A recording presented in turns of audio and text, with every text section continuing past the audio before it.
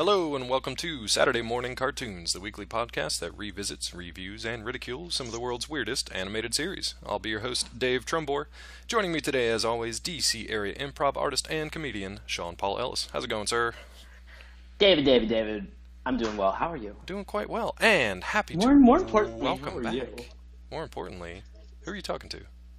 You. Oh, me still? Well, most importantly, we would like to extend a very warm welcome back to our good buddy, Matt Barron. Freshly married, freshly returned from the Isle of Hawaii.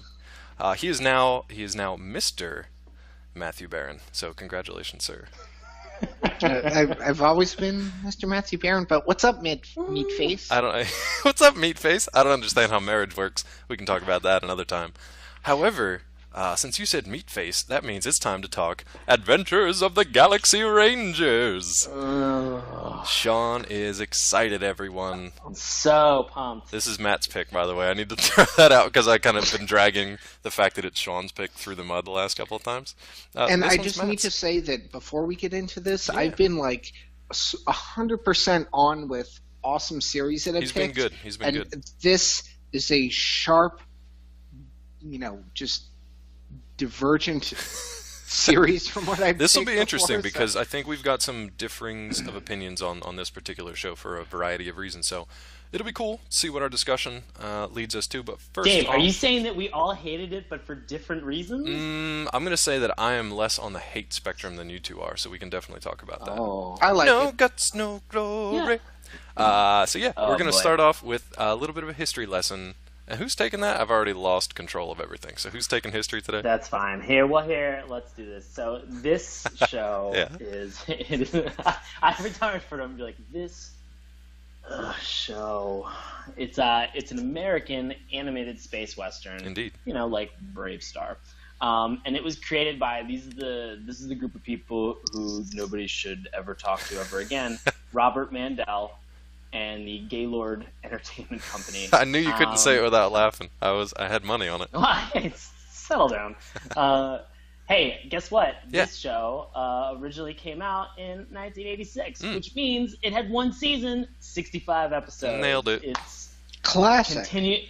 Continuing to follow the trend of mid to late 80s cartoons. This was in syndication until 89. There's one season, if you happen to find and catch up on and watch some stuff on Hulu, they actually divided into 2 seasons. Yeah, because who needs one season of 65 episodes when you can have 2 of 32 and a half? Yeah. Yeah, Good exactly. stuff. It makes 0 sense. So, sort of just like Brave Star, the idea was to combine, again, science fiction and Western tropes into just one nightmarish cartoon. That sort of has like a slight anime style. Slight? Holy hell. Slight. I mean, it is straight up like we can talk about the animation style in a bit, but we can talk about the animation style later. I mean, we're talking about it a little bit beforehand, but it has an anime style to it. Kind of, would you guys say it's sort of like Macross like? It's got that. It's got that kind of like 80s Japanese style, because I know this was kind of conceptualized in the United States, but animated in Japan. Right. So you can tell that in the intro, especially with when you see Zachary Fox's his power up. Yeah.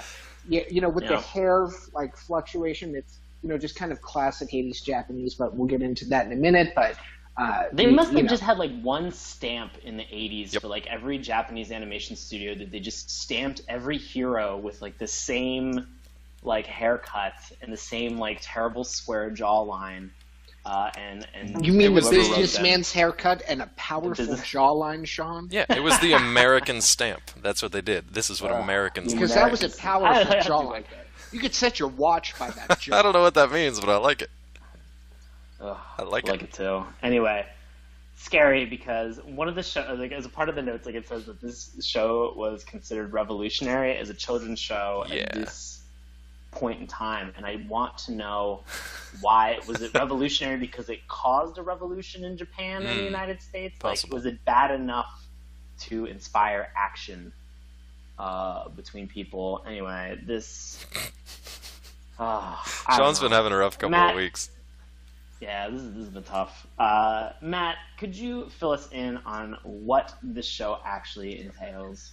Yes. Could you summarize this beyond the 2 words that I'm using for it, which is hot garbage? So, let me, I can't really summarize it, but I can provide a synopsis. Oh, indeed. That's what you're looking for. Indeed. But, so it's set, now in the near future, in the 1980s, the distant future of 2086, when 2 aliens... Right around the corner. Yeah. Exactly. I mean, hey, we'll probably all die when this is going to happen. So it's going to, well, that'll be good. If it saves me from having to live out this I knew that was coming. I'm grateful for it. I knew it was coming. Good gravy. All right. So, at any rate, in the year 2086, 2 aliens approach Earth who they're just looking for our help in the introduction, like, not really help with anything in particular. No, just general. Yeah, what was it? Like AAA. What were they looking for help for? Just directions or like... They wanted to move into a new space apartment, Sean. Recommendations for a good place to eat. We need help assembling space IKEA. There's no Yelp. God, I'm sure in 2086. Damn it, you beat me to it. Oh, sorry, buddy. But at any rate, okay. So, basically, what the 2 aliens are from 2 different worlds who want to, establish a league with the planet of Earth, but they are trying to fight against the Crown Empire, who is led by the Queen of the Crown, who I find to be ridiculously redundant for a spacefaring civilization. Right. But in turn, the 2 aliens give the plans for a hyperdrive to the planet of Earth, yada, yada, yada. Somehow Earth manages to work its, nation-state conflicts out, and all of a sudden, there are, cyber horse-riding rangers that just, dispense justice. Yeah. The rangers, not so much the horses. I don't know what the horses dispense. Probably like 10W40. They dispense oil. They dispense oil. They just leak oil. Just piss oil everywhere in the open prairie of Tortuna. Yeah, so we don't get that. So we've talked about other intros and theme songs before that are just kind of like, hey guys, here's our intro and theme song, and this is what the show is about. This one doesn't really do that. It just has like some cool 80s rock to it. It's got some cool animation to it, but it doesn't really tell you like excellent 80s rock. I love the rock, and I love rock, R-A-W-K, by the way, and the animation. So now's probably a good time to talk about the animation, because I really liked it. I like the style. You don't really see that too often anymore. It was very much a staple of like the 80s with the very heavy Japanese influence on something that was meant for American TV. So I thought that was pretty cool. Yeah, it kind of like reminded me of 2 series, like one Macross, just because, not the, I'd say the special effects were like, the powers come into play, but just the general, how the characters are drawn. Yeah, character design and right, especially the background. Right. Especially the space battle scenes. Like it's very 80s Japanese sort of. Everybody's usually very devoid of any emotion or any feeling or reacting to anything. Like one person will kind of like move their face. It's great. It's great. He loves God knows I'm void of emotions. You're void of demotions too, because there are no ranks here at Saturday Mourning Cartoons. Right. But I hate you so much. Yeah, I know it. I don't know. I still liked it though. I like the high level of detail that they had in the animation itself. There was a lot of like Matt said with the backgrounds and stuff. It wasn't just like a matte painting of nothing in the background. There was actually some pretty cool level of detail. So I enjoyed it. But it was good stuff.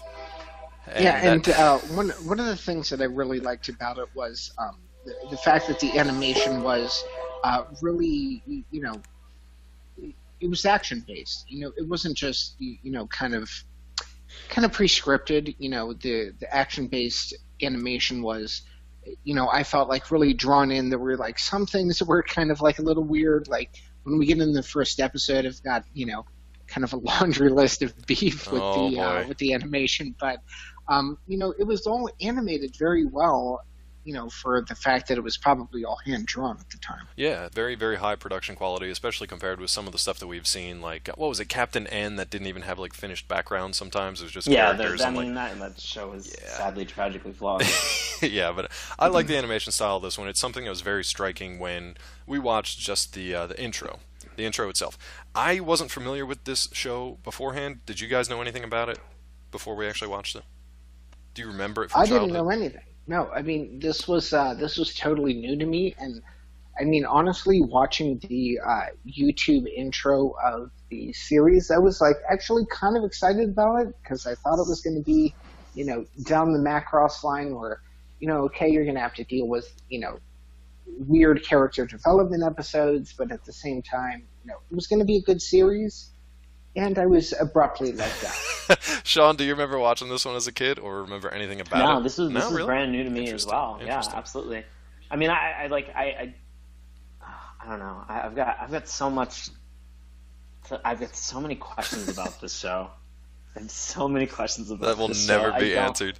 Well, it's interesting though because I thought a lot of it was going to be like lost in translation. Like I thought a lot of the stilted dialogue, a lot of the mismatched like music and expressionless faces and things like. I thought that was maybe because it was a Japanese product to begin with, and then it was Americanized, so there was a lot that was lost in translation. No, it was only animated in Japan. The voice cast, everything was laid out to be as you see it on TV, which just makes it even worse because there's so many things that just make no sense, just from a basic storytelling perspective.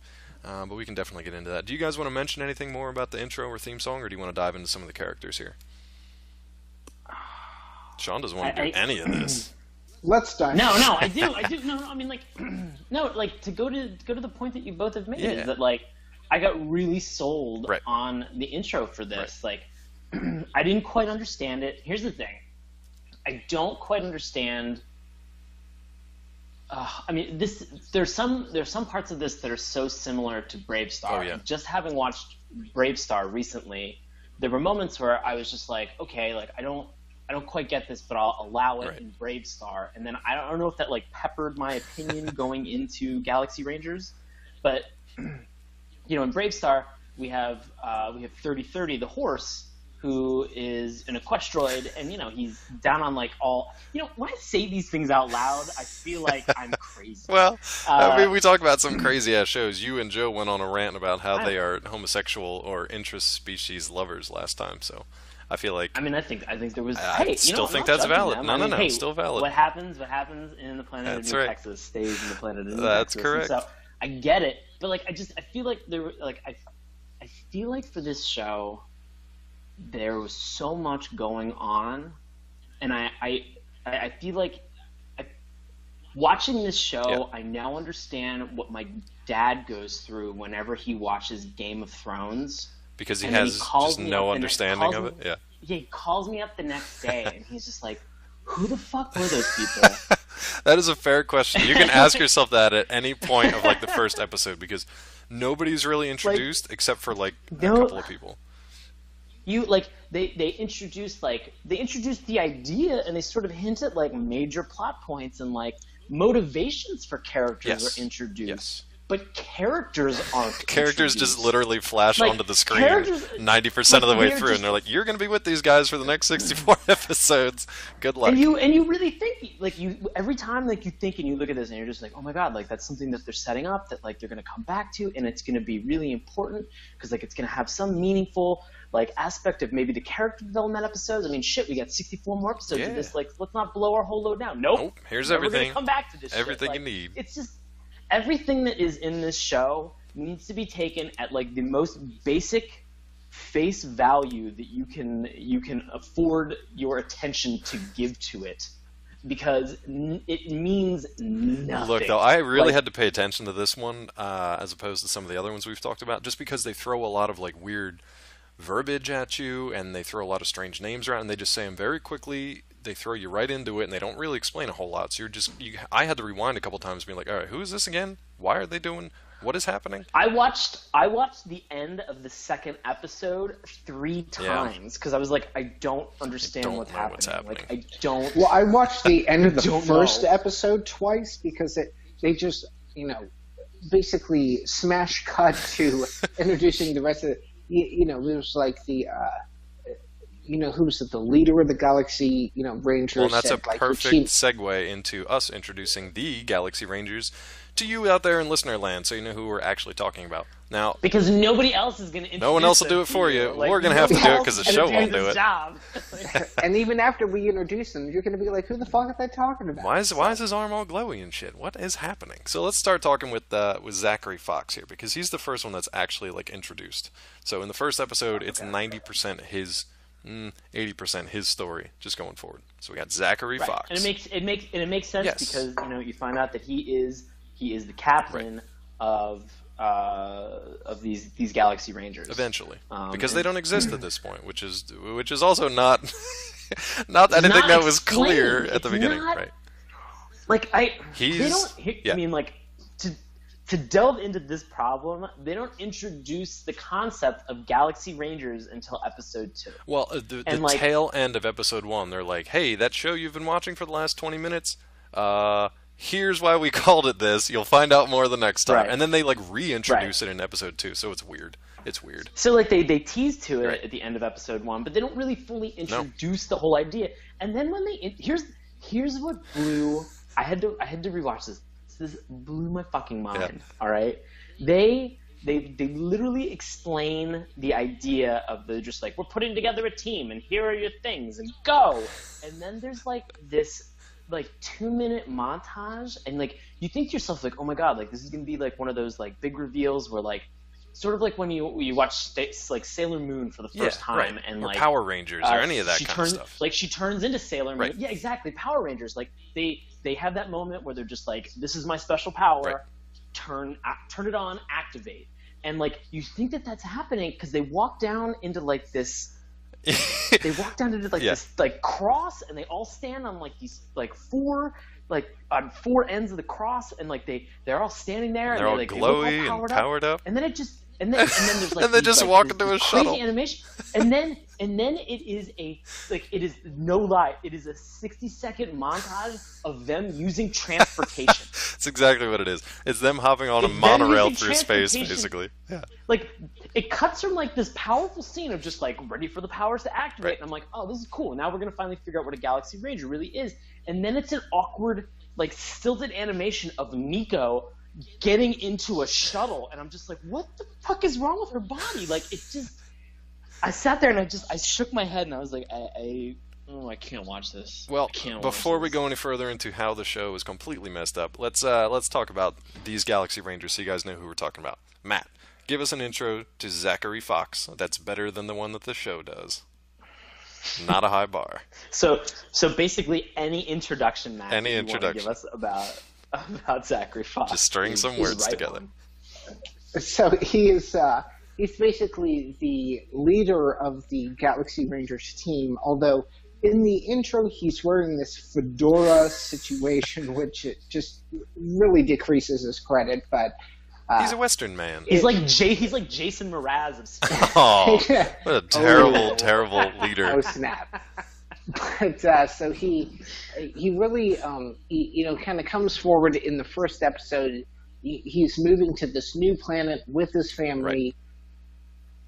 But, basically he's the leader of the team, which you don't find out that the team exists until it doesn't exist until later. He's not in charge of shit yet. He's just the head of this family. He's got 2 kids who are really annoying. He's got a wife who can pretty much hold her own. And he's transporting he's in charge the 2. Of literally nothing. Well, he's transporting the 2 ambassadors too. So he's got the 2 ambassadors with him. So we got Waldo and Zozo. He's got the snooze fest on board. Waldo and Zozo, brother. Basically, exactly. So Zachary Fox becomes the leader of the team. He has half of a prosthetic, PB and J, but except prosthetics. So. So I lost something in translation there. He's a man machine peanut butter and jelly sandwich. I don't know what that means, but it's still a better intro than the one that the show gives you. But yeah, he gets injured in the first episode. The jelly is the human part, and the peanut butter is the bionic part. Okay, we'll roll with that. So yeah, he gets injured in the first episode, and off screen somewhere they give him like bionic replacements. So when he does become leader of this team, he has this power up, which we'll talk about in a second. But it basically just gives him like super crazy bionic abilities with his machine parts, which are only on his left-hand side. So he can like... I think we just explained the entire thing. I don't think we need to get into it later. I think you just explained what his superpower is. That's pretty much it. So he can like punch through walls, and he can like use his hand as like a mega cannon to blast through shit, or he can use very fine movements and do some spot welding on some circuitry if he needs to. So yeah, that's what he does. I have the same. I love that you're just reading this off Wikipedia. I'm looking at the same fucking article. 100% Wikipedia, dude, because this is also... They don't give you anything in the show. Like, he gets hit at one point, his arm and legs turn pink for whatever reason, and then they cut away from him. You never see anything done. There's no surgery. There's no explanation. He just walks onto this pedestal, starts glowing, and all of a sudden his arm and leg are, like, bionic. And it's just like, what the fuck happened? Yeah. So that's what that was. This is tough. Like, this is tough because, like, I don't know. Who was your favorite? Let's go with it. I'm sorry. It's not tough, okay? The thing that's challenging about this is that the person who's the voice actor for this is an amazing actor who is sadly no longer with us. Yes. All right? Like, he was a great actor on Law and Order. This is played by Jerry Orbach. Right. Is the voice of this nightmare leader character, Zachary Fox. And, like, it's a shame. Like, it's a shame. Like, I feel, I don't know. I mean, I'm glad, you know, if you're going to have a show like this, yes, you obviously need somebody who's going to be a fantastic anchor. And at this point, Law & Order maybe Law & Order existed at this point. I mean, it's been around can't even remember. But, I mean, you know, it just, like, it was good. I mean, like, the voice acting on some of the stuff was good. I mean, I'd say that, like, Fox's was definitely... I'd say Fox is good. The rest of them, maybe Waldo was okay. Zozo's fine for, like, the humor that he's supposed to bring. The weird Kiwi alien race. Yeah, like, but the rest of them are just like, everybody's really stilted. It's like nobody's ever spoken English before. It's all pretty bad. So I think that like, here's the thing that blows my mind is that, like, I think, like, everybody in this show is experiencing everything they're experiencing for the first time. Yes. Like, nobody else nobody else has ever led a mission. Nope. Nobody else has ever entered in to try to broker a hostage negotiation. No, and look, we have no idea how this Ranger force is cobbled together. These people literally just show up on screen. They're like, here's your Rangers, send them out to do shit. You have no clue what their background is. As like a high level for all of this, we have 3 other Rangers that assist Fox. All right, there's Shane Gooseman. Mm-hmm. There is Walter Doc Hartford, and then there's just Nico. Nico's special because she's a woman, and they just don't give her any last name. Nope, just Nico. They have 65 episodes to be able to give Nico a last name. Never do. Nope. It's terribly sexist. And so you have Shane, who I think his superpower was just having dumb hair and overreacting in every situation. His superpower sounded the lamest when they were actually describing. They're like, Shane Gooseman, you will have enhanced biodefenses, and you will be basically invincible. And he was just like, all right, cool. Yeah. And then he spins his guns and puts them away, and that was it. I'm like, what are you? Like, what do you do? So, in practice, though, his power is actually pretty cool because he can heal, he can be like invulnerable to like bullets and stuff for a brief amount of time. He's actually got some cool stuff. They just displayed it in a shitty way. In the one episode that I watched that he was in, and I'm prefacing this obviously with saying that, like, I watched the first and the second episode. All right, so he was in the teaser in the first episode right. where you get nothing, and then you really get to see sort of what he is doing in the second episode. But in the second episode, every time there was a problem that needed to be dealt with, he just immediately pulled out both of his guns and just started shooting. Like, it wasn't like... Yeah, he is basically like... So they even say he's inspired by Clint Eastwood. His voice is Clint Eastwood. His look is kind of the Western-style Clint Eastwood. And then, his reaction to things is just basically to shoot everything, like Sean said. Yeah. So he's like half Clint Eastwood and like half... Man, what the heck? Oh, I had another one. I can't remember what it was. But go ahead. Gooseman. Oh, it's half Top Gun. He's half basically Top Gun. I mean, his name's Goose, right. And that came out the same year. Yeah. He's basically just another like Maverick, Goose, Iceman, whatever you want to call him. Yeah. Because he's basically just like a hotshot pilot kind of thing too. So yeah. But I mean, like when you watch this, like you try to understand at least some of like what the dynamic is, and like maybe this is something for a later episode that they discuss, like in terms of like team building, or maybe they get together for like a weekend retreat in the mountains at a cabin or something like that, and do a bunch of trust falls. But like Fox, as the leader of this group, has little to no control over what these jokers do. Exactly. Like, I mean, just like seriously, like they're trying to broker a hostage negotiation, and like, they're not even like staking the place out. Like, they're not even doing a good job of like understanding exactly where their surroundings are and what they're doing. You know why? Because there's only 4 of them. Like, that's it. Like, they are the backup. Like, there was no, like, let's send in the B team. Like, they are the A through Z team. And that's all they got. Four like, chuckleheads. Yep. The second something happens, it's just a goose pulling out the guns, you know? Which, I mean, this is a way to I guess, segue into Doc. You mean Billy D. Williams? Yeah, Billy D. Williams. I think Doc was probably my favorite. I thought the exact same thing, too. I was like... When I saw the introduction, I was like, "Oh my God, Billy D. Williams!" Yes, he's just cooler than the other side of the pillow. Billy D. Williams. He is just the best. He's weird though, because like you see this he's this, fairly capable looking guy, and then they're like, "Your powers will be enhanced computer wizardry," and it's just like, really? He's just gonna be the computer guy? Like that's kind of. Well, I mean, it's not a bad gig. Like he has this. It's really not. Yeah, he has like this like thing that allows him to make like these crazy programs. Like I guess that's hard because he was it's called like the computer diagnostic unit, and so this thing like allows him to create any type of like a program, anything computer related. He's able to like hack or like create a virus or something like that if necessary, and so.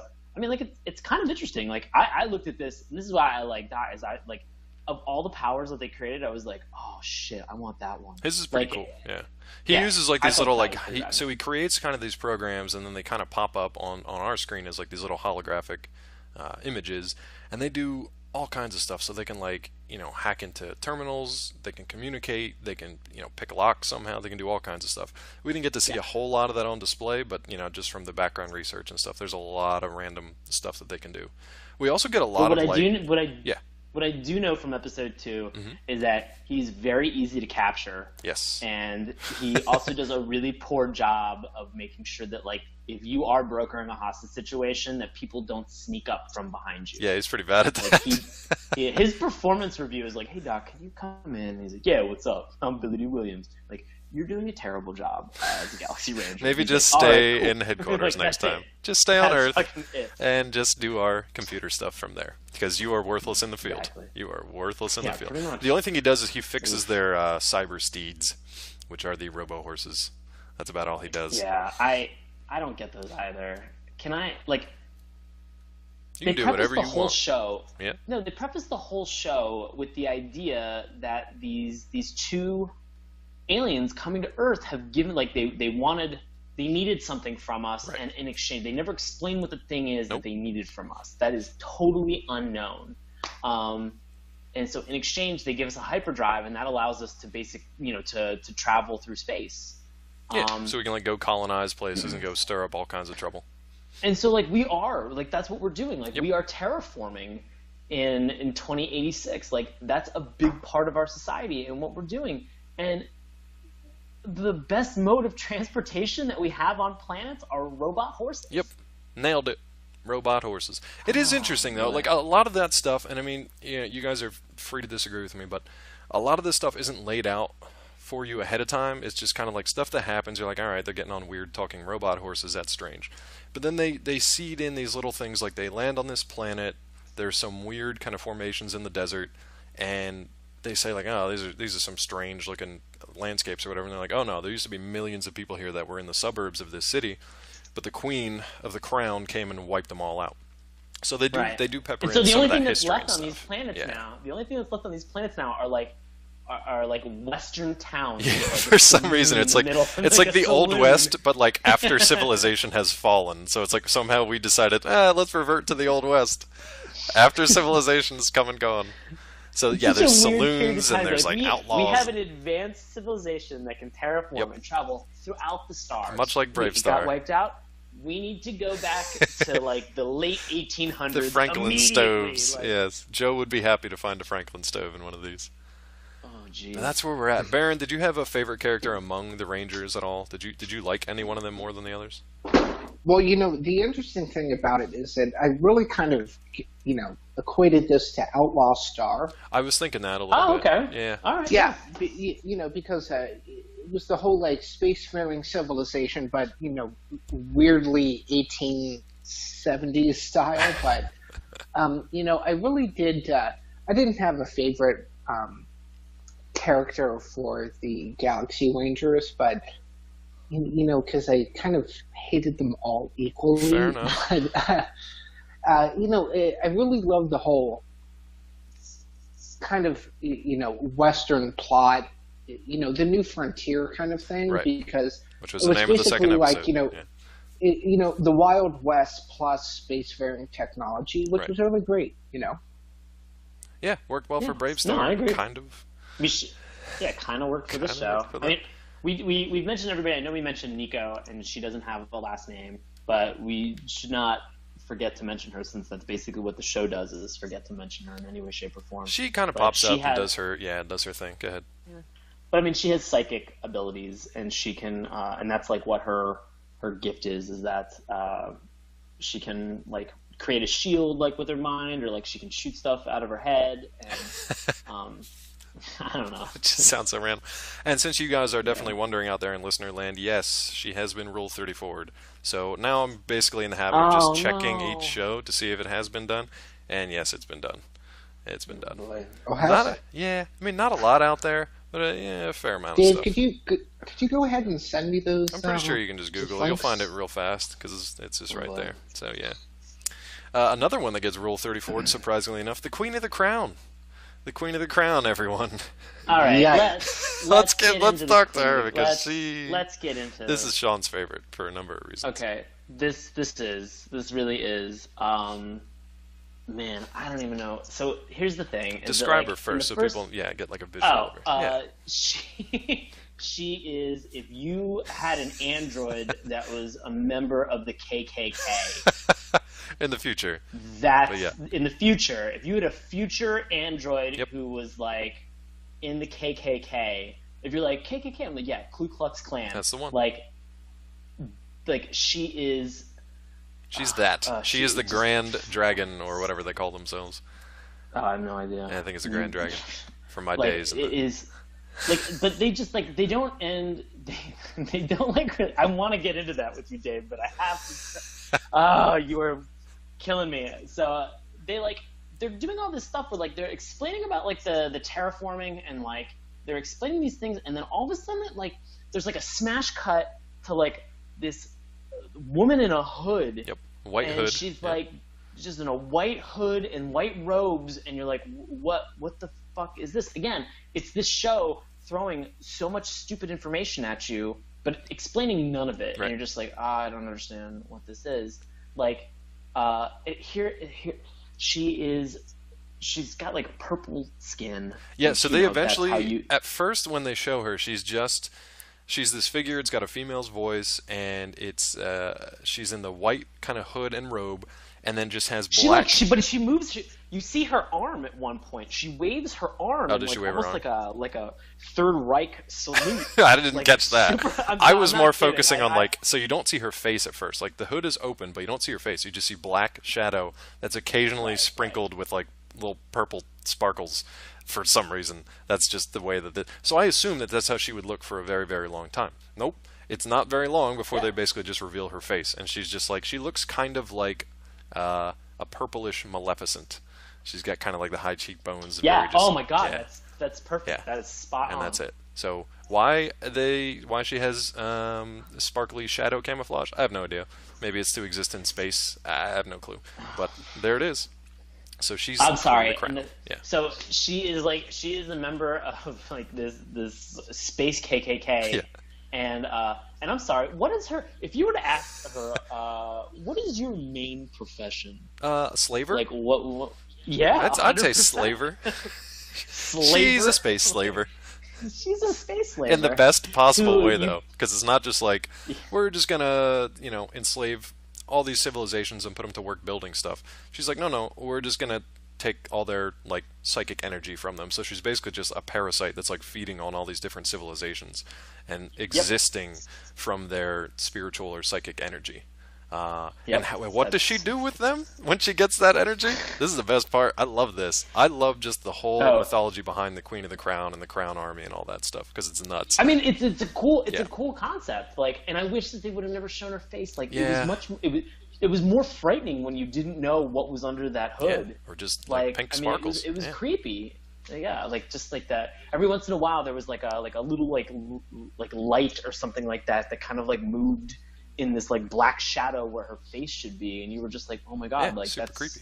What is that? Like, what is like? I like you wanted to know, but at the same time, I was like, mystery is so cool in this, and then they're like, oh, purple. And they're like, oh, Purple Maleficent. That's all she is. Oh, great. But yeah, so her thing was like, so she controls vast territories across space, a bunch of different planets, has wiped out a number of civilizations, and keeps looking for different species that she can harvest this psychic energy from. What does she do with it? She stores it in these things called, I kid you not, psycho crystals.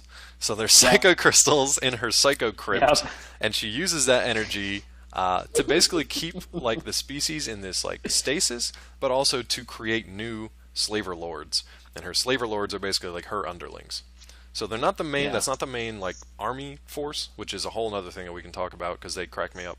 But they're sort of like her, not second in command, but they're like her next tier of command that they can go out and they can survey for her, and she can sense and she can see through their eyes all the different planets and civilizations that she is in charge of. So she makes slaver lords by harvesting psychic energy from all these other species. Now, what makes humans important? Do you guys remember this little tidbit? Oh yeah, we evidently have like we're the best.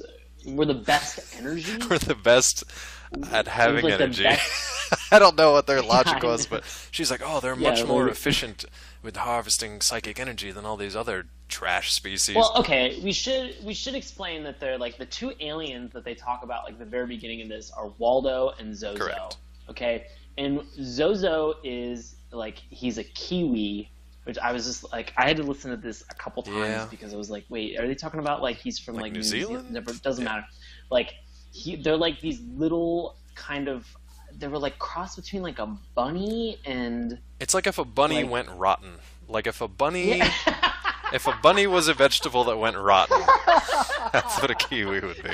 Because they're kind of like they're crumbly looking and they're like all bumpy. Full-on zombie bunny situation. It's a zombie situation. If a bunny was a vegetable, yeah, perfect. I mean, I don't know. That's how this thing is drawn. So yeah, and it's a whole planet of them. And then like Waldo, it's a contrast. Like Waldo is like this very like tall, regal character with just like blacked out horse eyes. Yeah, like, that's disturbing. He's like an older regal gentleman with like evidently male pattern baldness is something that exists in the galaxy, and just like he just has these like gross, hard to look at like black horse eyes, and it's just like, oh boy, all right, whatever, and like. They don't. Here's the thing. Looking at like this tiny rotten rabbit and this like tall old man, I would have been like, yeah, these guys both have shitty energy. Like, let's get those humans. Yeah, definitely like, suck on those humans. I'm thinking if I'm a slaver, all right, I'm definitely not going to get a rotten rabbit or or a grizzly old man, old horse eyes. Like, I don't want either of them. Like, I want young, strong, virile, masculine humans. Now we're talking. Let's get them. And that's what they do. So we might as well get into this first episode. We're at about 40 minutes have gone by already. So we are well on our way. Let's talk about Phoenix. That's the first episode. We've already run through a lot of the stuff. Introduced to Zachary Fox. He's taking his family and the ambassadors to this new planet, which happens to be where all the Kiwis live. So it's the planet of Kirwin, which is basically just like a farming planet with all these little rotten rabbits running around. And that's where the queen kind of descends and blasts her way. This was my favorite part. I gotta tell you, this blasting through. So they have this planet doesn't have a lot of defenses, but they have one mega planetary shield that apparently has a few bugs in it. It's like a matrix of satellites. It's a matrix of satellites that, like, yeah. Do you know what the line was with the guy when they were just like, oh, we need to deploy the security measures? Do you know what the guy's line was? No, what did he say? Because there are so many good lines. He just goes, it's not fully debugged. Debugged. Oh, he's like, yeah, well, here's the thing. If you thought the exhaust port in the Death Star was a poor design, this fucking thing, it's terrible. I mean, it goes up for about 2 seconds. The queen, one satellite, and everything's half done. The planet is exposed, and it's like pixelated exposed too. Like they show it later. It just looks like a jawbreaker that's just had like a crack taken out of it. But anyway, so the queen of the crown, flies her destroyer there, and then she sends all these little ships, these drones. Fighters, basically drones. Down to the planet's surface. They blast the shield open. They go down to the planet's surface. Here, up until this point, I was like, okay, this show is kind of cool. It's got some potential. Here's where it all goes to shit, because I mean, this is 5 minutes in now. We're only talking 5 minutes in. You're watching these pilots fly around, and they're blasting the houses, and they're blasting the power silos and stuff that power the shield. There is no resistance. There is no defense. Nothing. Nobody's shooting back at them. Nobody's flying. There's no dogfights. And these pilots are kind of like these weird robots that kind of talk like this. They just have that standard. They look like samurai. They look like weird samurai. They look like some sort of like a knockoff of like a Transformer or a knockoff of a GoBot or something like that. Okay. They just look like a very generic. Yeah, Samurai Robot, I guess, would be... Samurai GoBot. Samurai GoBot. Knockoff Samurai GoBot. And they're terrible. They're really awful. So she just overwhelms them with numbers. There's no resistance. There's no resistance, which is the best. This is a key moment to remember, because one of them, as he's flying along, just goes, I'm in too close, bah, and just crashes into a tower. Nothing around him. Just kamikazes. Just kamikazes into a tower for no apparent reason. Because who cares? She can apparently just make a shitload of these guys. So now these guys are on the planetary surface, and they're just walking around. They're riding their robot steeds, because that's what you do. Riding their robot steeds. My second favorite part, I sent these guys a whole bunch of links to, of just like the favorite moments from these batshit episodes. The crown soldier, like he's walking along, he picks up one of these kiwis, which is the little rotten rabbits. He goes, "Are you a human?" And he goes, "I'm a kiwi, you bully." And he just goes, "Bah, no good." Like, literally like that. Like, no expression. And just tosses him aside. Just throws him like a sack of potatoes. Bah, no good. I lost it. Tosses this disgusting rotten rabbit. I would, too. Into the brush. I would, too. Get out of here. To be honest with you. So, yeah. So they round up some humans. They go back to the destroyer. At this point, like, the hero's not even there yet. Like Zachary Fox and his family on the Phoenix, they're not even there yet. They're you way don't even far like away. You don't know where the hell they are. They don't. Yeah, but they introduced the family, and you're just like, oh, okay, and they're just like, we're on our way, and like they have not introduced what the planet is that the Kiwis are on. Well, Kirwin. All right. It was Planet Kirwin, wasn't it? Yeah, I know, but I mean, like they haven't really like. I mean, did they introduce it at that point? Just by name. I think they just say like, we're headed to Planet Kirwin, where all the Kiwis live. Yeah, that's it. But like you meet Fox, and like you have no idea where Fox is headed. It's not like they say they're headed there. Or maybe I'm stupid. Well, anyway, they say they're taking the ambassadors there because I guess Ambassador Zozo, which is the little rotten rabbit Kiwi, I guess his family's there. So they're taking him there. So this leads me into the next thing I wanted to really talk about. Go for it. Really, like, I wrote down both of those points that you had mentioned, Dave. Yeah. All right? And when you sent me the links today, I was cracking up. I was like, this fucking show. All right, so my other favorite part about this, so they have like these, like you find out that the ship that Fox is riding on has like this AI that's on it. So fucking annoying. It has this annoying, called GV, terrible AI.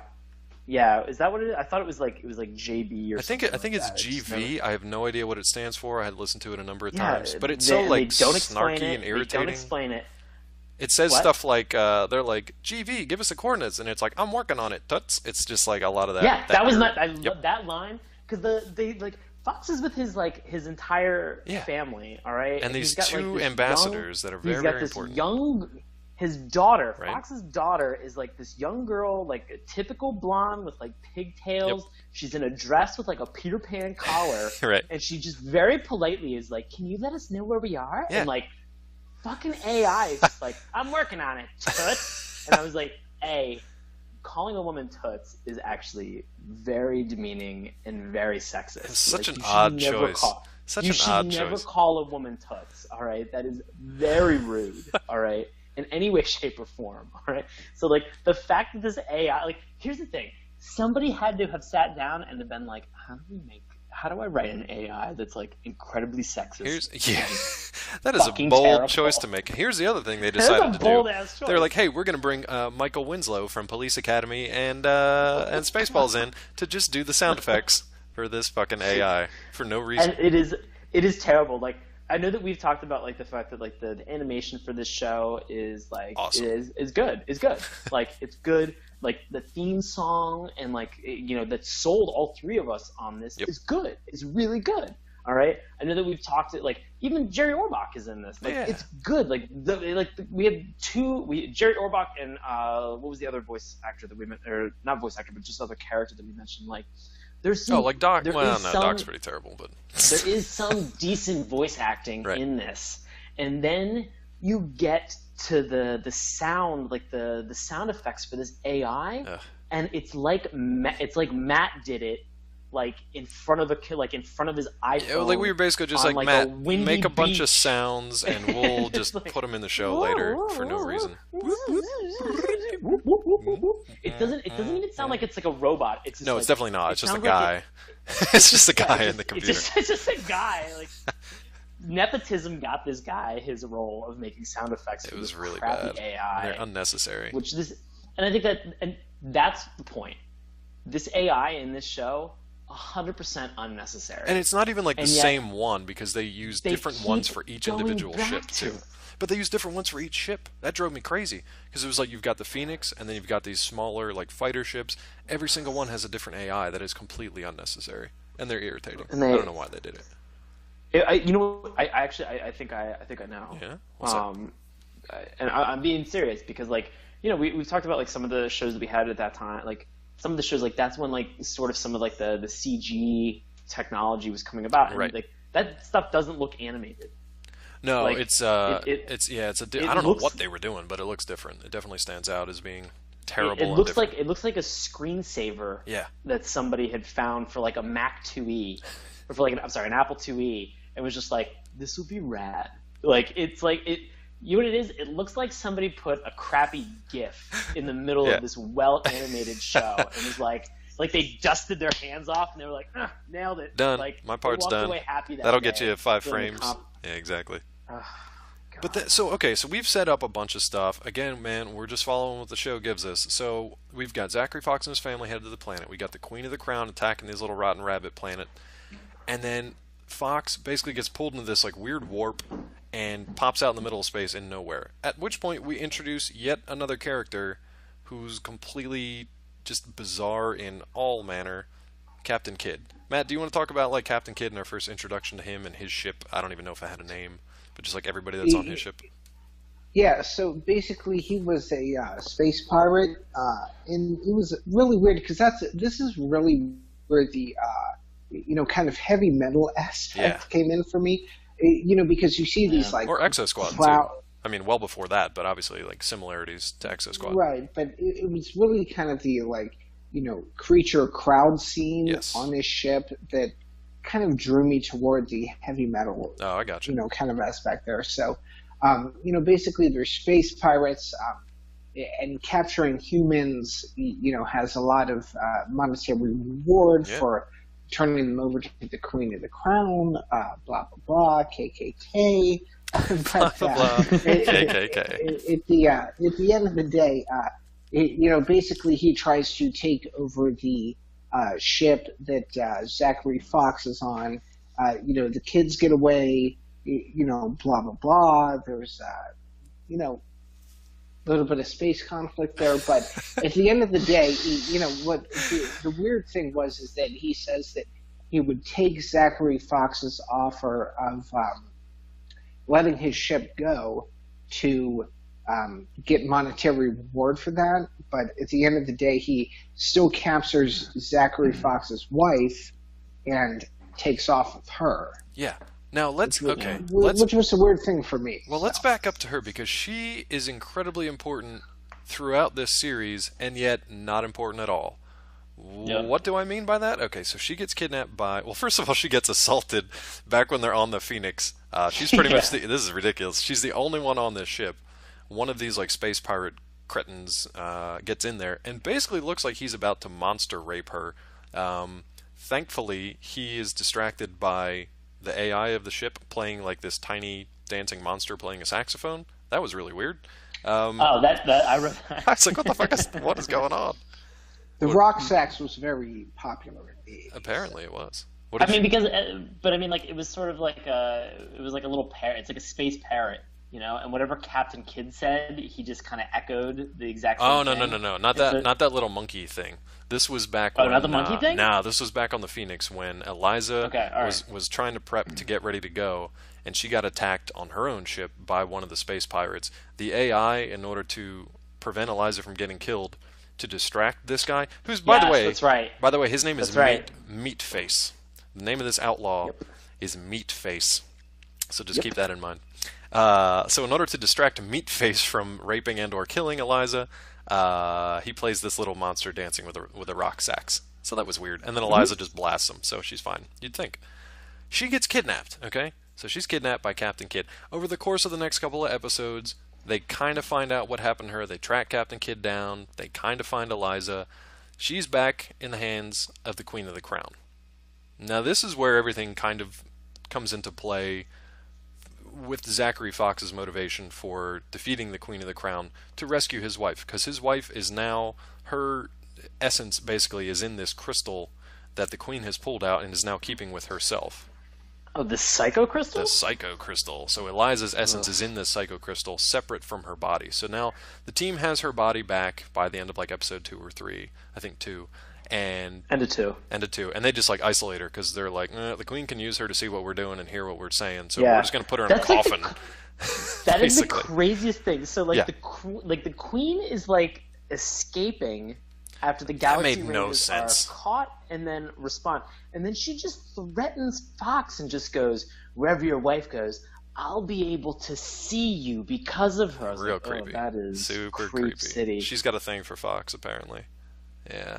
Yeah. But let's just put aside the fact that like the Queen had all of them captured in her own like headquarters and then just left for some reason and let them escape. Let's just pretend that never happened. So let's go back now. We're talking about Eliza. Zachary Fox wants to rescue her, which leads us to, with no transition whatsoever, a narration from Walsh, who basically says, so Walsh, which I don't think we mentioned before, but he's kind of like the commander that heads up the Galaxy Rangers above and beyond Fox. Anyway, he says, Fox, your report has been read and permission is granted for you to form the Galaxy Rangers. And we're like, wait, what just happened? Like, when did he do all this? When did he do this? On his way back to not rescue his wife? Like, what? What? And then all they show on screen like the 4 Galaxy Ranger characters, 3 of whom you've never seen before, are not given names. They're just basically, this is where they walk you through like, we got these S5 implants that are like these bionic implants, and they're gonna enhance your latent abilities. So we haven't even talked about these. This is how crazy this is. All right, like if you're thinking to yourself, you guys have been talking a lot about a show that it doesn't seem like the 3 of you like at all. Well, you are 100% correct. But there is so much. There's so much information. There's a lot that you get in such a short period. This is 40. This is like maybe 46 minutes worth of show at this point. All right, there is a cavalcade of characters that like have nothing to do with anything. No idea what the fuck is right. No idea why they're introduced. All right, like I said earlier, only motivation is introduced. Yeah. Like only characters' motivation is introduced. Like planets aren't really explained. Relationships, other than like the family ties that like Fox has, like with his family unit, are not. What really the explained. aliens want, what the situation is between different races and species. Presumably, the aliens want us to defend them from the Queen. Yeah, some do, some don't. That's the thing. That's the you don't easiest. really know. You'd think it'd be super easy. That's the easiest thing. Like, if you were wondering, like, oh my God, where's the thing that they want? Like, what's the favor? It's just that. It's probably that. Like, nobody outright says shit in this show. Well, I'll say shit right now. Here's probably the most frustrating thing of everything. So we've established Zachary Fox's motivation, right? Right. Save his wife. That's pretty much it. That's simple. It's straightforward. Yeah. Spoiler alert for anybody who wants to watch all 65 episodes. Never rescued during the series. She what? Are you kidding me? She has never rescued. From the research and background that I did on, she has never rescued. They have 65 episodes to go get her. Never rescued. I want to make a bold statement. Yeah, right now. make a bold statement. Good. That's how Fox feels, I think, because basically he kind of shoots this look to the camera because now he's got Hot Nico running around. He's got this bionic arm. Yeah. He can go do whatever he wants in the galaxy because he's running around on a robot horse. And they're basically like, we're going to keep your wife in stasis because she's basically like a Manchurian candidate, so we got to kind of keep her locked down. And he's like, all right, I'm just going to go be space awesome for a while, and I'll maybe get around to saving her of episode 66. I want that on a t-shirt. I just want space. I'm going to go be space awesome. Be space awesome for a while? Zachary Fox, man. Stud of the galaxy. Make sure you throw in Manchurian candidates. I'll say that too. It's funny though because like Goose is definitely like the ladies' man. There's a point where they're having like this. They go to investigate the crops on this one planet. This is the third episode called Tortuna. There's very much like a Star Trek influence here too, because they do kind of like these exploratory missions or these science-based missions, fact-finding missions, or just kind of like goodwill, because all the humans seem to really like these Galaxy Rangers. They invite them in. They're basically like, I'm a farmer and this is my daughter and you probably shouldn't touch her, but oh well, if I end up with a Galaxy Ranger grandson, then I'm okay with that. So it's kind of strange. It's kind of strange how that all kind of works out, but oh boy. Yeah. So I'm maybe not going to defend this show because I haven't watched enough to really make a decision, but from my perspective, this is a very, very dense show, more so than a lot of the ones we've watched. There seems to be a lot of character development over time. There's a lot of background to each of these characters. You learn what city or planet they grew up on. You learn how they kind of develop their basic powers. You learn... Goose is like this thing called a Super Trooper, and I'm assuming it's not the, New England... The Broken Lizard? Yeah, it's not Broken Lizards like, what are they, New Hampshire? Like Highway Patrol, Vermont Highway Patrol. Probably not that so much. You learn a lot about this other stuff, but then at the same time, it's like you never fucking rescue your wife in 65 episodes, so I don't know. I'd like to watch more. I'm intrigued by it. I think there's a lot of goofy stuff, but I think they have a good premise, and if maybe they work the kinks out over time, I don't know. I'd give it a chance. What do you guys say about this? I'm gonna say, I'm gonna give this a no. Okay. Like you said, it's dense, and that's fine because I know that you mean like in breadth of all the knowledge that's created in the universe building that they do in this show. Right. I'm gonna say it's dense in the sense that it's just dumb. Okay. Like, it's a bunch of assholes that are shitty at their job, and are ill prepared for every situation that they get themselves into. And you like the A-Team, Sean? No, at least the A-Team had a plan. These people are just like, let's shoot the ground in front of the people we're trying to kill. Hey, man, I love it when a plan comes together. That's all I'm saying. Jesus. There you go. Yeah, Hannibal's the best. Hannibal versus Zachary Fox. I think that, I think... Spoiler alert, nobody dies. Yeah. I just think that there's a lot of stuff that's here, but I think, for as many interesting ideas as it presents, right. I think you summed it up very well in saying 65 episodes, they never resolved the main conflict, which is stealing back the Psycho Crystal for Fox's wife. Yeah. And again, I'm saying this out loud, and I feel like a crazy person. Well, this whole episode is kind of like that. And I think that that's what it is. I love... we've watched 2 shows now that have been about space westerns, right.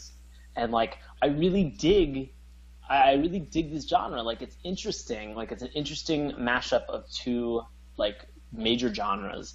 And, like, it's fun. And I get it. Like, but, I mean... Just the execution of it has been poor. Yeah, if they would have picked one, or if they would have just provided just a little bit more exposition, and I'm sure over 65 episodes, I hope, like you said, there's character building. I hope there's more character building. Because, I mean... You would think that, like, in the first 1 or 2 episodes, like, just kind of turn the faucet on a little bit. Just give me, like, pique my interest. Yeah, maybe don't introduce these people just sight unseen with no background whatsoever. This overwhelmed me to the point of frustration. Yeah. Where I was so angry at, like, points of this. But then it was contrasted by these moments that were just, like, they were so... Like we had mentioned, they were so slapstick and so goofy, like the pilot drone driving into a hut, you know, or the alien playing a sax that the AI presents as like as a way to distract the alien rapist. Or like you said, the little parrot monkey thing. The little and the parrot monkey at one point just starts chanting. He goes, "I want my booty! I want my booty!" Yeah, he just goes, "Booty!" Like weird, just weird. I mean, there are some things like the fact that the town that they go to investigate in episode 2 is called Sorry's End. Yeah, I like that. It's terrible, like, but I liked it. These things are so like it's so goofy and stupid, and all it did for me was it worked against the show. Fair. The show was trying to do something that was much more massive in its execution, or like at least in its design. All right, but then it ended up almost making fun of itself by having these really dumb, awkward moments. Well, I'll say that I think this is one of those things where mid-'80s they were kind of like walking this balance between like, all right, we want to do this with the show, but it also is supposed to be for kids because it's a cartoon. Because they still had that kind of mindset that didn't make its way over from Japan yet, and I still think it hasn't. But yeah. But Matt, what about? Well, I want to give Matt a chance to say whether or not he recommends this one here. Since this is your pick, you fucker. No? Yeah, you know, I really, I mean, if you want to go along with the series, I mean, pick it up. But, you know, it was not good. It just really was not good. I mean, you know, I was told on the intro, and then it just delivered so poor. Look, I went and watched. But yeah, go ahead. You know, hang on. Go ahead. The character development is good over the course of, you know, probably 24 episodes. So if you want to get into a full series, you know, pick it up. I'd recommend it. See, you know, I thought I could have sworn you just did not, but but basically, if you want to look for other episodes, I watched a couple in addition to the pilot. So I watched the first 3, and then I kind of cherry-picked around a little bit. There were some ones that were interesting. So like episode 19 is called Scarecrow. There's yet another villain that's introduced who's pretty creepy, and he pops up occasionally. So it was an interesting villain. There's episode 23. It's called Psycho Crypt. That's a really, really creepy one where the Queen of the Crown basically uses her influence over Eliza's crystal to like get inside Fox's mind and basically torture him from the inside out, forcing him to come find her. And she actually she Rule 34s him. Now she kidnaps him. And then turns him into a slaver lord. So the other rangers have to take him down. So that's kind of an interesting one. I really wanted to check that one out. There's other cool stuff like Murder on the Andorian Express, which is like Murder on the Orient Express. There's one called Super Troopers, which focuses entirely on Goose. There's a band theme episode where they make a band called Battle of the Bandits. So that's one of the goofy ones that Sean was talking about. And then there's the Heartbeat. That's finale. So if you guys want to check out some of those, again, Hulu has them all. They've got all 65 episodes for whatever ungodly reason. But there they are, man. You can check them out. We've done the hard work for you, just getting through this stuff. So we got our recommendations in. It's time for plugs. Sean, do you have anything coming up in the next couple of weeks? Yeah, actually, what I you do. Got? What you got, kid? At the end of the month, I live in the DC area. Okay. We are doing a big festival at the end of this month. It will be from the 24th of September to the 27th. Okay. It's called the District Improv Festival, Very and nice. we bring in performers from across the country. as well as we also have a headlining act that will be performing on the 27th, which is a noteworthy improv group called TJ and Dave. Awesome. From Chicago. And so it's going to be a big deal. It's going to be awesome. We've already had a bunch of pre-sales that have gone very well and sold out. We have workshops that are available if you are in the performing arts and you would like to learn a little bit more about improv, and you can also buy tickets to all of the shows that we have. You can check more information out on districtimprov.org. That's awesome, man. And we'll have all that information. I won't be performing during the festival. Oh, well, that'll be much better. Definitely go check this one out. Thank God. Thank God. I'm not performing, but I am a producer. Oh, nice. So come and check it out. It'll be awesome. Very cool. And we're going to have all that information up on our site. You can check that out. Matt, since you are freshly back from the islands, do you have anything to let the people know about that's going to be coming up in the next couple of weeks?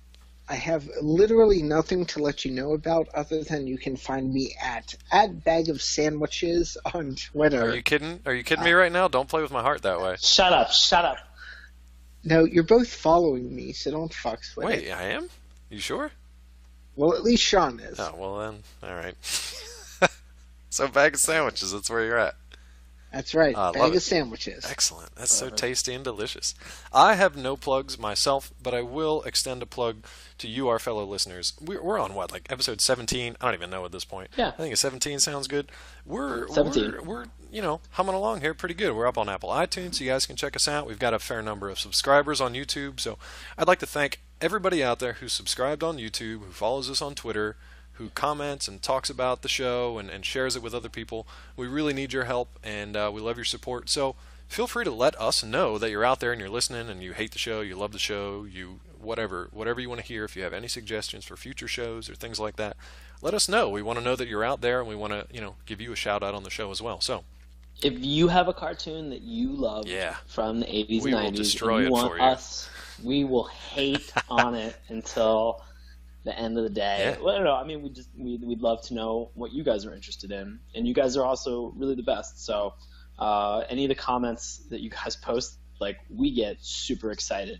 Yeah, it doesn't matter if you hate everything that we're doing or so disappointed in us. Oh my God. We just love it that you're listening. I get more excited when people hate on us.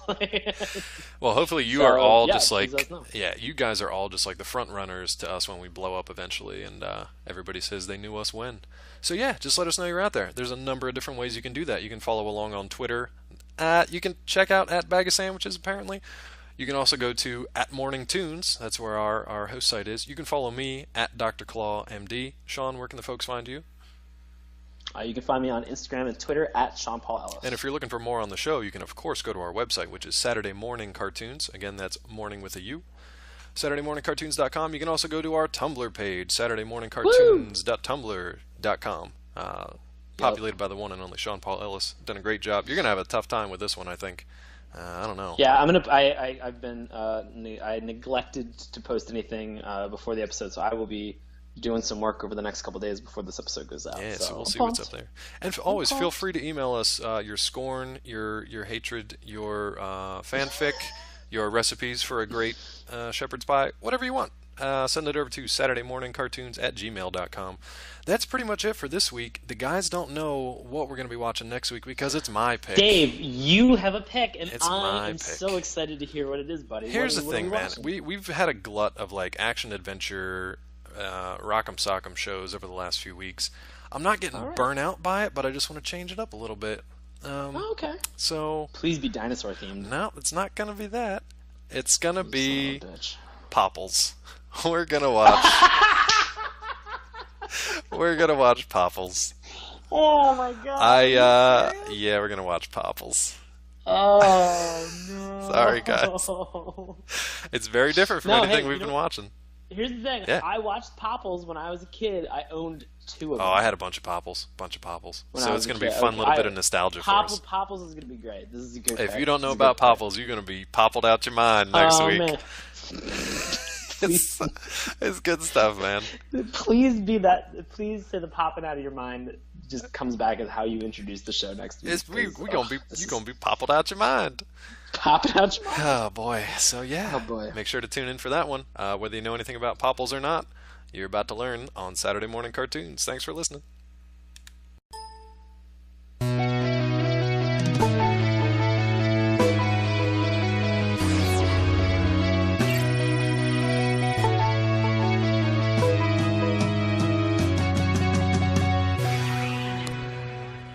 Hello and welcome to Saturday Mourning Cartoons, the weekly podcast that revisits, reviews, and ridicules some of the world's weirdest animated series. I'll be your host, Dave Trumbore. Joining me today, as always, DC area improv artist and comedian, Sean Paul Ellis. How's it going, sir? David. I'm doing well. How are you? Doing quite well, and happy to more importantly, welcome back. You? More importantly, who are you talking to? You. Oh, me still?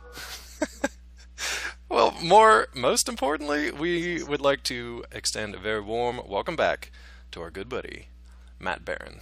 Freshly married, freshly returned from the Isle of Hawaii. He is now Mr. Matthew Barron. So congratulations, sir. I've always been Mr. Matthew Barron, but what's up, meat face? What's up, meat face? I don't understand how marriage works. We can talk about that another time.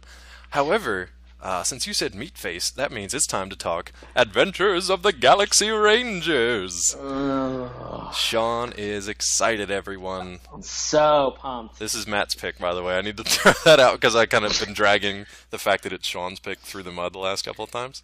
And I just need to say that before we get into this, I've been like 100% on with awesome series that I've picked. He's been good. And this is a sharp, just divergent series from what I've This will be interesting because I think we've got some differings of opinions on this particular show for a variety of reasons. So it'll be cool to see what our discussion leads us to. But first, Dave, are you saying that we all hated it but for different reasons? I'm going to say that I am less on the hate spectrum than you two are, so we can definitely talk about that. Oh. I like no it. guts, no glory. Yeah. We're going to start off with a little bit of a history lesson. And who's taking that? I've already lost control of everything. So who's taking history today? That's fine. Here, let's do this. So this show is I retired for them. Be like this show. It's an American animated space western. Indeed. Like Brave Star.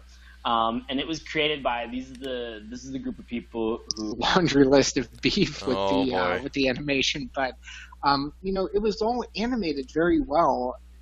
For the fact that it was probably all hand-drawn at the time. Yeah, very, very high production quality, especially compared with some of the stuff that we've seen, like, what was it, Captain N, that didn't even have, finished backgrounds sometimes. It was just characters. That show is sadly tragically flawed. Yeah, but I like the animation style of this one. It's something that was very striking when we watched just the intro. The intro itself. I wasn't familiar with this show beforehand. Did you guys know anything about it before we actually watched it?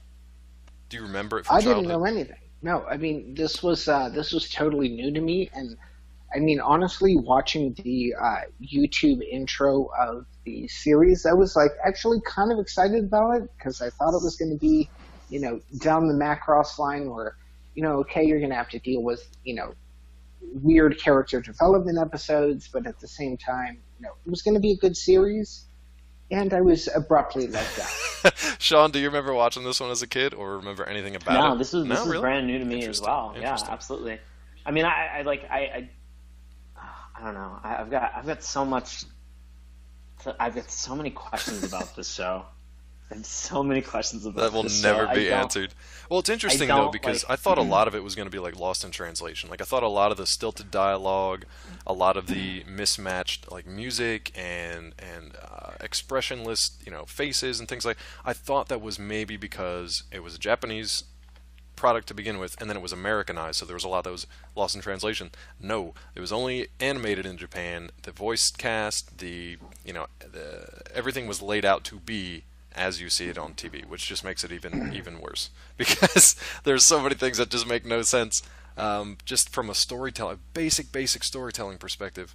But we can definitely get into that. Do you guys want to mention anything more about the intro or theme song, or do you want to dive into some of the characters here? Sean doesn't want to do any of this.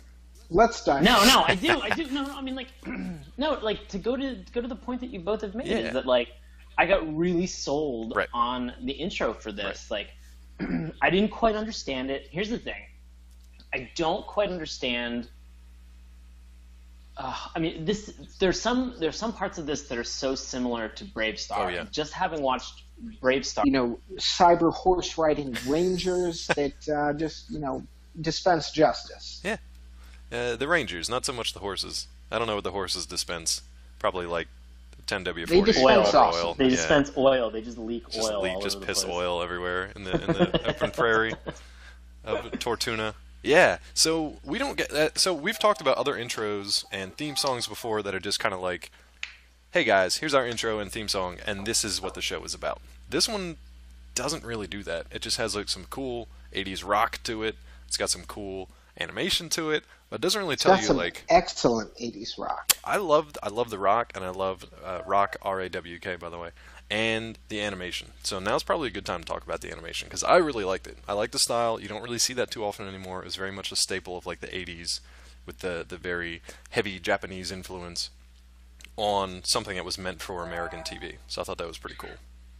Yeah, it kind of like reminded me of two series, like one Macross, just because, not I'd say the special effects were like, the powers come into play, but just the general, how the characters are drawn. Yeah, character design and right, especially the background, right. Especially the space battle scenes, like it's very 80s Japanese sort of, everybody's usually very devoid of any emotion or any feeling or reacting to anything. Like one person will kind of like move their face. It's great. It's great. Yeah. He loves God it. knows I'm void of emotions. You're void of demotions too, because there are no ranks here at Saturday Morning Cartoons. Right. But I hate you so much. Yeah, I know it. I don't know. I still liked it though. I liked the high level of detail that they had in the animation itself. There was a lot of like Matt said with the backgrounds and stuff. It wasn't just like a matte painting of nothing in the background. There was actually some pretty cool level of detail. So I enjoyed it. But it was good stuff. And one of the things that I really liked about it was the fact that the animation was really, it was action based. It wasn't just kind of pre-scripted. The action based animation was, I felt like really drawn in. There were like some things that were kind of like a little weird. Like when we get in the first episode, it's got kind of at this point in time, and I want to know why. Was it revolutionary because it caused a revolution in Japan and the United States? Possible. Like, was it bad enough to inspire action between people? Anyway, this. Sean's been having a rough couple of weeks. Yeah, this has been tough. Matt, could you fill us in on what this show actually entails? Yeah. Could you summarize this beyond the two words that I'm using for it, which is hot garbage? Let me, I can't really summarize it, but I can provide a synopsis. Oh, indeed. That's what you're looking for. Indeed. But, so it's set, now in the near future, in the 1980s, the distant future of 2086, when two aliens... right around the corner. Yeah. Exactly. I mean, hey, we'll probably all die when this is going to happen. So it's going to, well, that'll be last good. Man, if it saves me from having to live out this I part knew of that the was future, coming. I'm grateful for it. I knew it was coming. Good gravy. All right. So at any rate, in the year 2086, two aliens approach Earth who they're just looking for our help in the introduction, like not really help with anything in particular. No, just general. Yeah, what was it? Like what AAA. were they looking for help for? Just directions or like... They wanted to move into a new space apartment, Sean. Recommendations for a good place to eat. We need help assembling space IKEA. There's no Yelp. God, I'm sure in 2086. Damn it, you beat me to it. Oh, sorry, buddy. But at any rate, okay. So basically, what the two aliens are from two different worlds who want to, establish a league with the planet of Earth, but they are trying to fight against the Crown Empire, who is led by the Queen of the Crown, who I find to be ridiculously redundant for a spacefaring civilization. Right. But in turn, the two aliens give the plans for a hyperdrive to the planet of Earth, yada, yada, yada. Somehow Earth manages to work its, nation-state conflicts out, and all of a sudden, there are... Nobody should ever talk to ever again. Robert Mandel and the Gaylord Entertainment Company. I knew you couldn't say it without laughing. I had money on it. Settle down. hey, guess what? This show originally came out in 1986, which means it had one season, 65 episodes. Nailed it. It's classic. Continuing to follow the trend of mid to late 80s cartoons. This was in syndication until 89. There's one season. If you happen to find and catch up on and watch some stuff on Hulu, they actually divided into 2 seasons. Yeah, because who needs one season of 65 episodes when you can have 2 of 32 and a half? Yeah. Yeah. Good exactly. stuff. Makes 0 sense.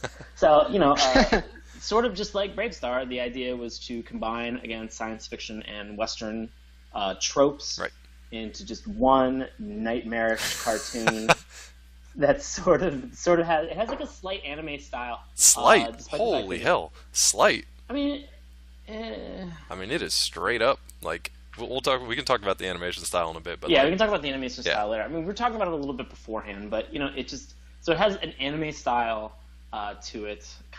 Would you guys say it's sort of like Macross-like?